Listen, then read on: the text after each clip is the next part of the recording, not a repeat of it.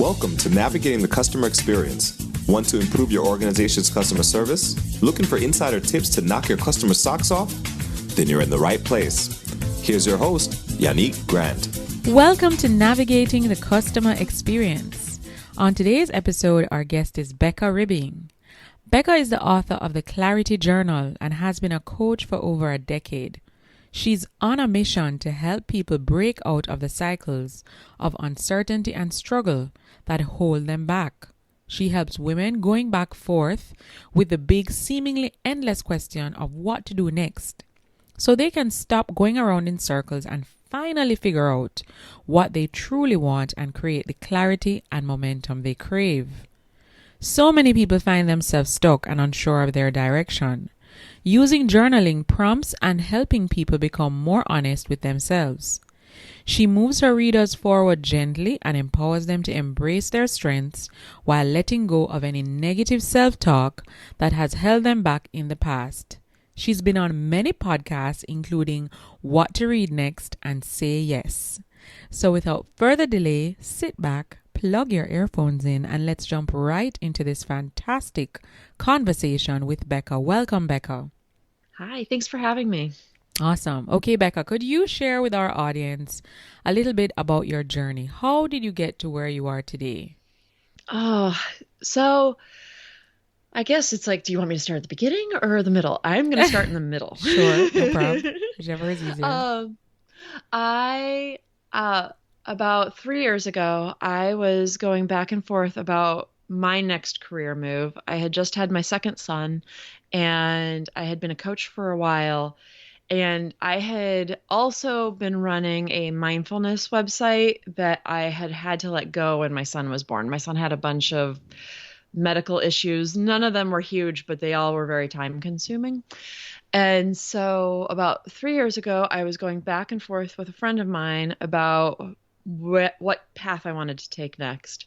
And it was so funny because she stopped me and finally said, "Hey, Becca, you are a coach. You've been a coach for a long time. What would you tell your clients in this situation?" And I stopped. I was like, oh, what would I tell myself? And I got off that call and I wrote down all of the questions I ask my clients to help them move forward. And as I was writing these questions down and asking them of myself, I started getting more and more and more clear. And the thing that came up for me is that I really needed to get back into writing, even though it was difficult with the kids. Writing was really, truly what I love doing. And so this ended up becoming my first writing project. It was just so powerful to have the questions asked that I wanted to make sure they got out to the world. All right. Sounds awesome. So your book, which are, as we mentioned prior to the actual recording starting, is entitled The Clarity Journal. Find the clarity and momentum you've been searching for. So tell us, we have a lot of listeners who are business owners or managers in businesses, females, males. How would this book really help them? Because I know, for example, there are people who are in their 20s, in their 30s, sometimes even in their 40s, who still have not figured out if what they're doing is what they really want to do.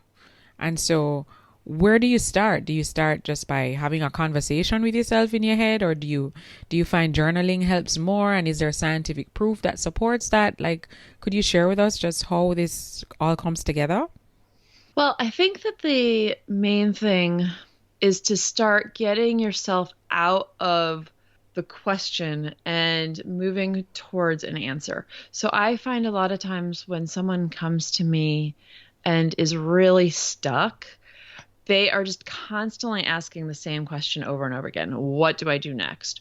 Or what is my passion? And they really just get so fixated on the lack of what they don't know that they have a really hard time branching out from there. And so I would say I love journaling.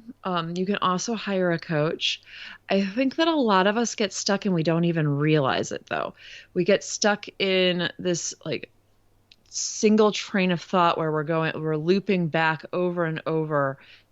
And so I would say that the very first step in my mind is recognizing when you are stuck, being mindful about being stuck and recognizing that you are not going to be able to really move yourself through it doing what you've been doing up to date. Mm-hmm. So yes, I believe journaling helps a lot. I think that hiring a coach helps a lot. And some of your listeners may not be stuck about what they want to do so much as like stuck about exactly how they want to do it or exactly the career path should look like for them.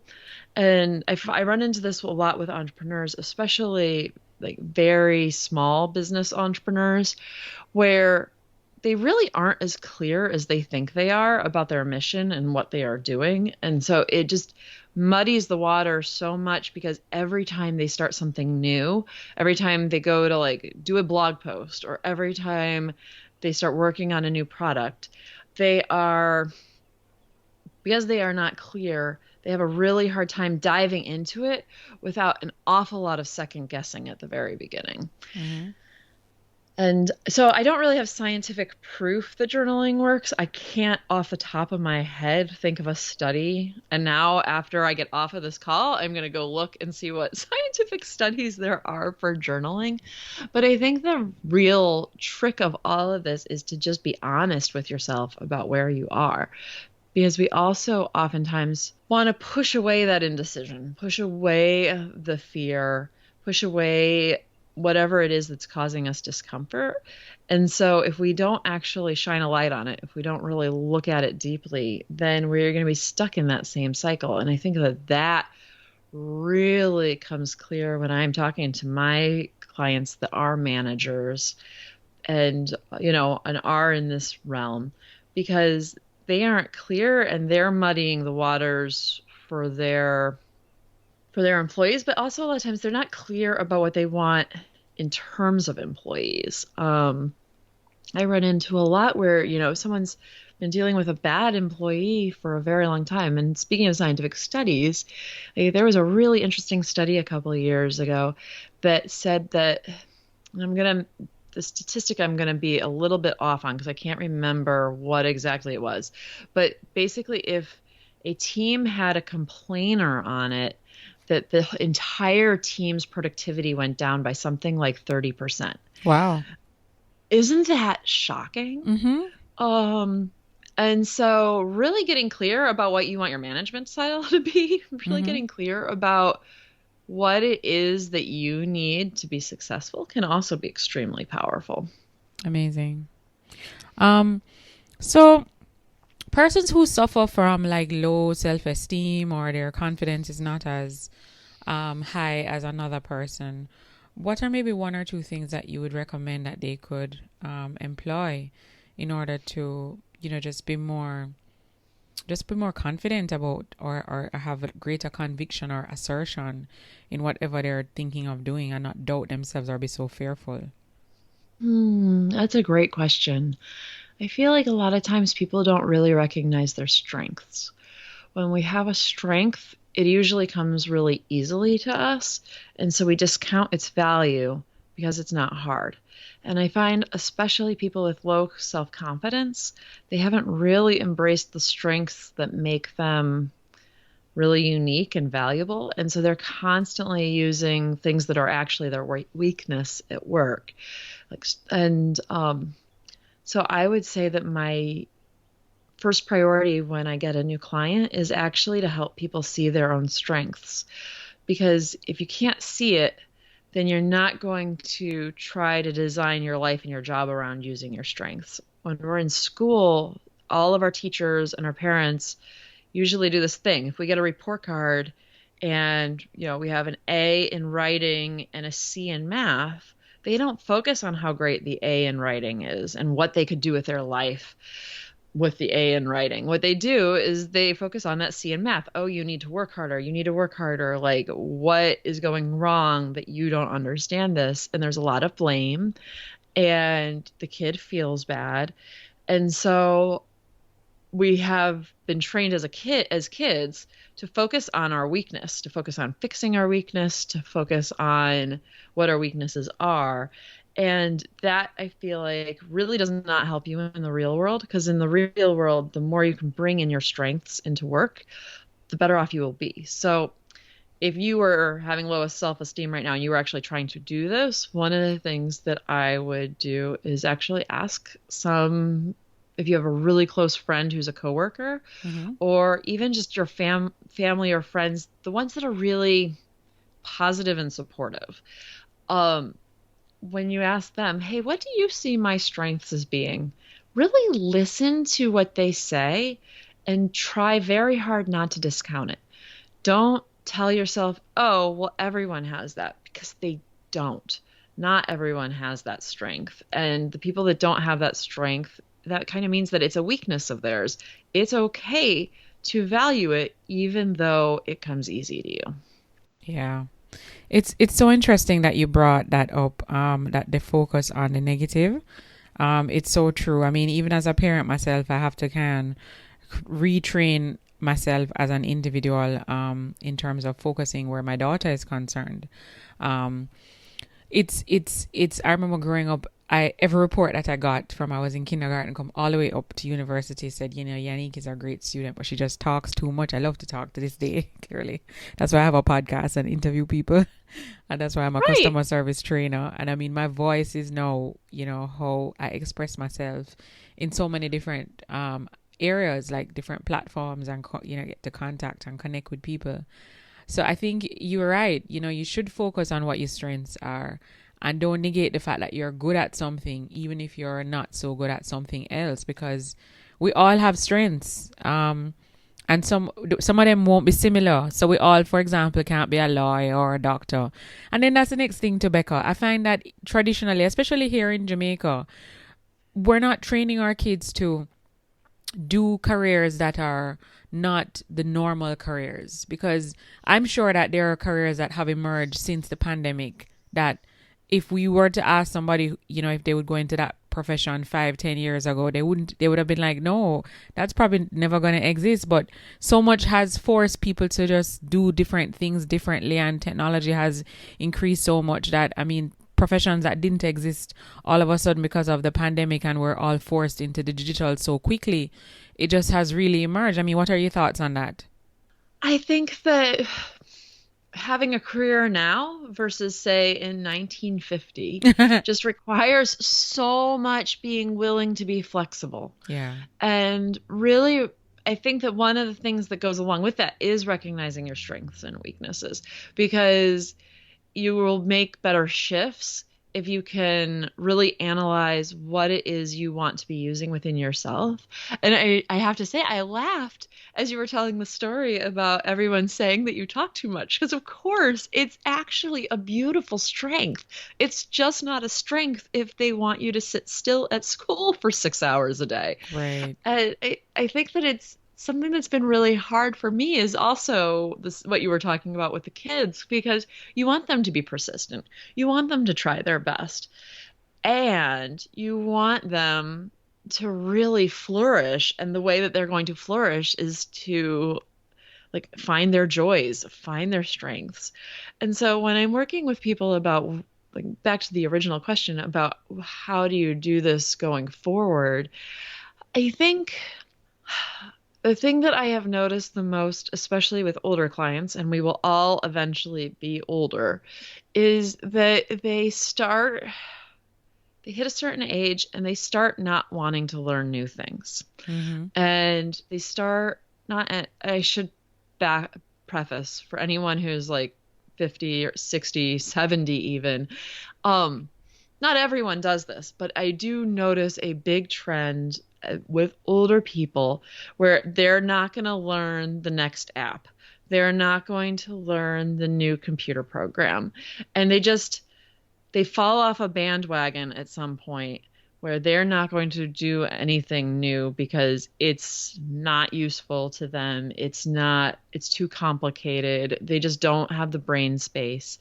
And I would say that when you do that, you end up limiting yourself, because as you start to insulate yourself from the new technology changes, you are inherently going to limit your potential 5 years from now because you didn't keep up with the times.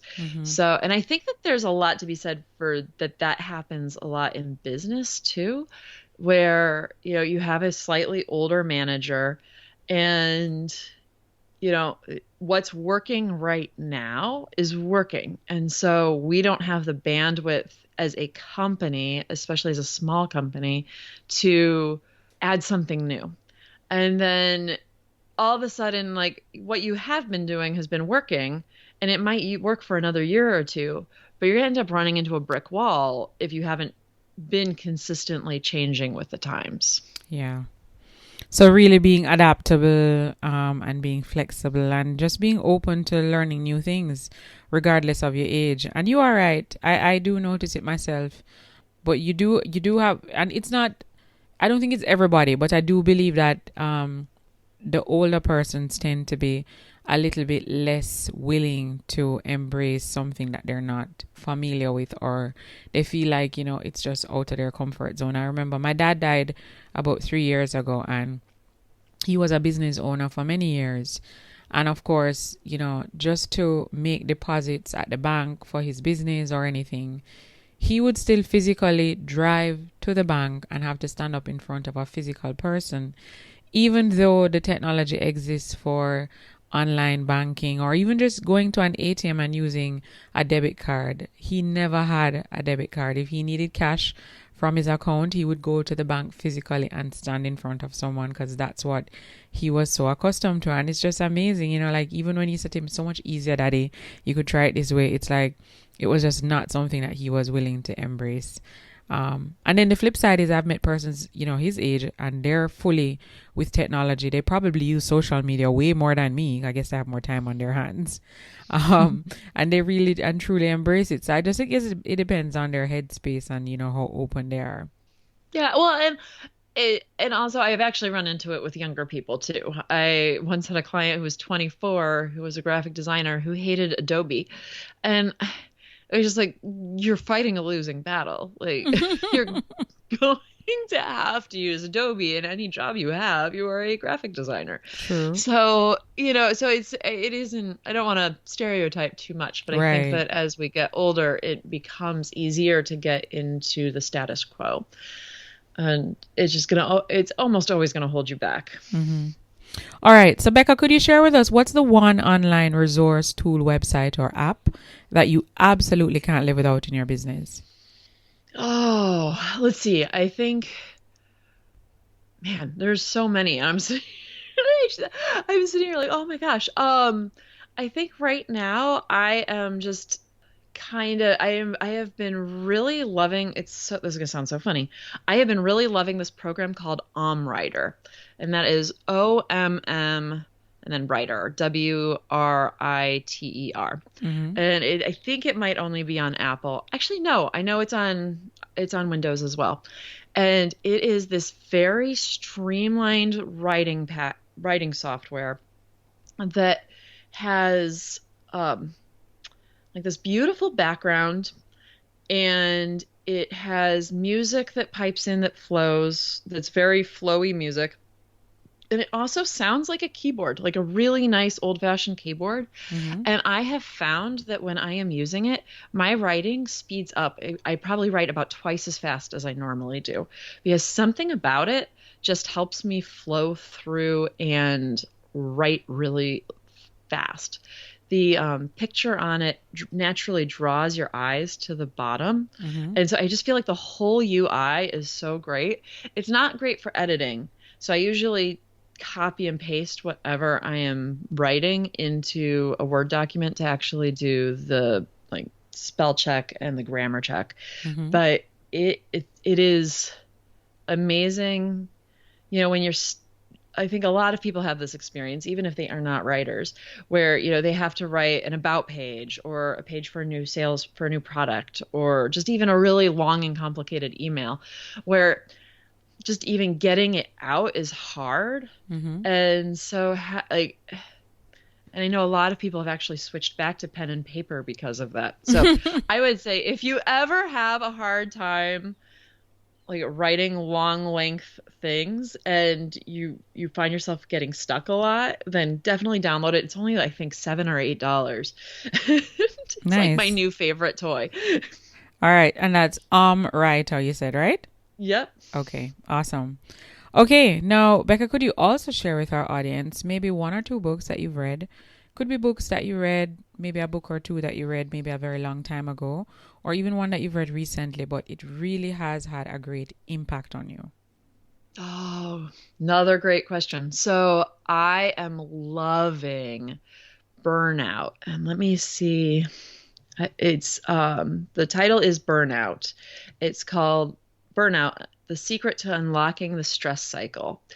And I am not going to pronounce the author's names correctly. So, but you can Google it. It's on Amazon. And it really speaks, I think, mostly to women, but it is all about why we get overwhelmed and why we get stressed out and frazzled, and very practical little steps you can take to help combat that. And I think that anyone listening to this, especially anyone with kids or a really intense job, can relate to feeling burnt out and feeling stressed. And so if you are in that space right now, I highly recommend the book. All right. Sounds awesome. So we'll have the link to that book in the show notes of this episode. Now, Becca, could you also share with us what's the one thing that's going on in your life right now that you're really excited about? Either something you're working on to develop yourself or your people. Well, I am working on my next book. So Awesome. I just got started on writing the next book. My kids just went back to school, and it's been a little hard in the States. I assume in many other places where people are listening, with COVID. So the kids have been with me for a very long time. And What state are you in? I'm in Washington State. I'm in Seattle. Okay, gotcha. And so I am working on my next book. And the working title right now is called Mindful Procrastination. I love it. Thanks. All right. And when are you expecting? Is that book going to be similar to the Clarity Journal, like a working book, or is it more of a reading book? It's a book. It's a reading book. Okay. Great. And I am hoping that it'll be out within the next year, but this will be my first book. So I am cautiously optimistic that it'll take me about a year once everything is said and done and the editing process is all finished. Awesome. All right. Thank you for sharing. So, Becca, our guests or listeners would have tapped into this episode. They would have listened to our conversation. They would have heard about your book, The Clarity Journal, and they would like to follow you on your journey. They'd like to probably connect with you, maybe even hire you as a coach because there are some things that they would like to get unstuck with in their own lives. Where can they find you online? BeccaRibbing.com. So that's BECCA Ribbing, RIBBING. And you can find me at Becca Ribbing at Twitter and Instagram. And as well, you can find the Clarity Journal on Amazon. Awesome. All right.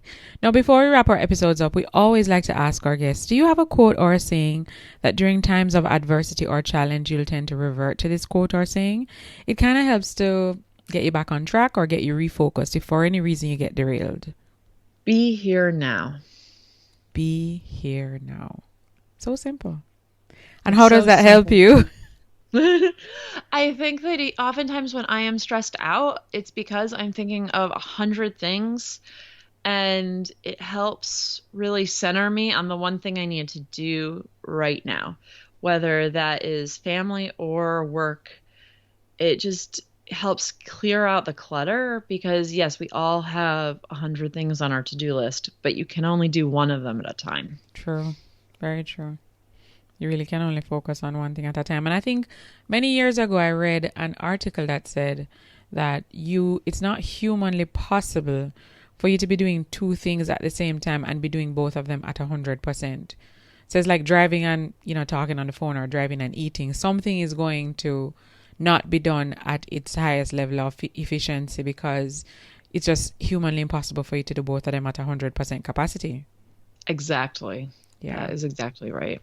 Be here now. Love it. Okay, well, thank you so much, Becca, for hopping onto this wonderful podcast with us today to share these great insights as it relates to just getting clear, trying to understand where you are, asking yourself those difficult and uncomfortable questions, and just being truthful with yourself so that you're able to move yourself from where you are now to where you want to be. We really appreciate all the great insights you shared with us. Thank you so much for having me. We would like to remind our listeners, please feel free to hop onto Facebook and join our private Facebook group, Navigating the Customer Experience Community, and follow us on Twitter at NavigatingCX. Until next time, I'm your host, Yannick Grant. We also have a new book available on Amazon, The ABCs of a Fantastic Customer Experience. It's available in ebook and paperback. So if you want to increase revenue in your organization, build a stronger service culture, and create employees or develop employees who are really mastering service delivery in your business, you need to grab a copy of this book. Until next time, I'm your host, Yannick Grant. Thanks for listening. For more awesome resources to take your customer service game to another level, head over to navigatingthecustomerexperience.com. See you next time.